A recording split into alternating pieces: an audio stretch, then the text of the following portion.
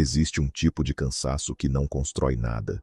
Você termina o dia exausto, sem energia, sem vontade de fazer mais nada. E ainda assim, no fim de tudo isso, nada mudou.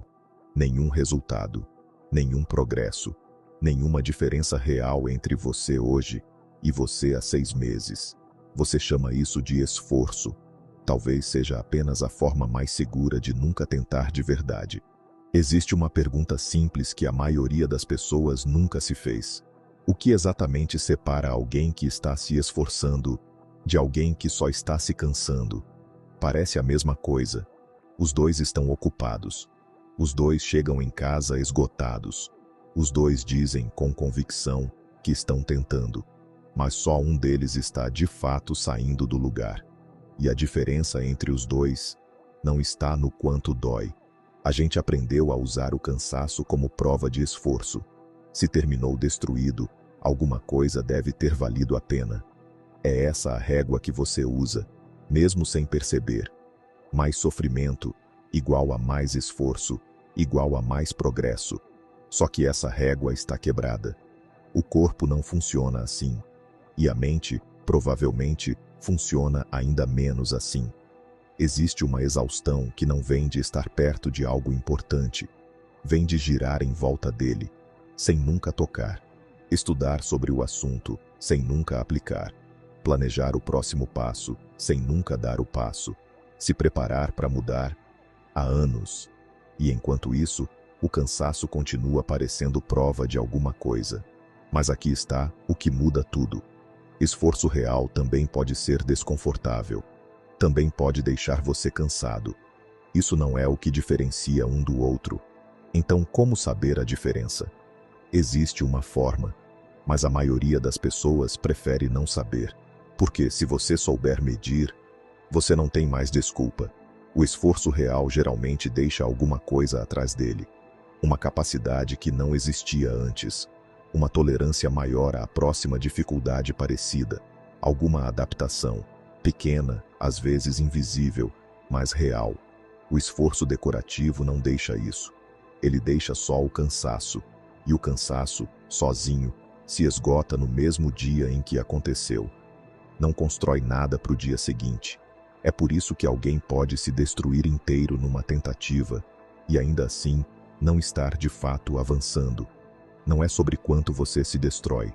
É sobre o que sobra depois que a destruição passa. Eu chamaria isso de esforço decorativo, uma performance de progresso, sem o risco do progresso de verdade. Porque fazer coisas difíceis não é a mesma coisa que fazer as coisas certas. Você pode passar horas organizando um plano perfeito.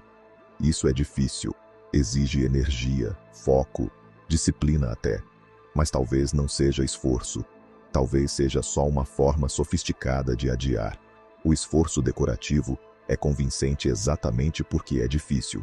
Ele imita a sensação do esforço real de forma quase perfeita. A diferença só aparece depois, quando você olha para trás e percebe que nada, de fato, mudou. Se isso não constrói nada, por que continua acontecendo? Talvez porque ele não exista para construir. Talvez exista para substituir alguma coisa. Essa zona não existe por acidente. Ela parece proteger você de duas dores ao mesmo tempo. A primeira, você já conhece, o fracasso de nunca tentar. Mas existe uma segunda, mais silenciosa, provavelmente mais forte que a primeira. O risco de tentar de verdade e descobrir que não é suficiente. Enquanto você fica no meio termo, nunca precisa responder à pergunta que mais teme. E se eu me esforçar com tudo que tenho, e ainda assim não for bom o bastante? Enquanto está cansado, mas não comprometido, essa pergunta nunca precisa de resposta. Você não está evitando o esforço. Você está evitando a resposta. E isso provavelmente não é fraqueza.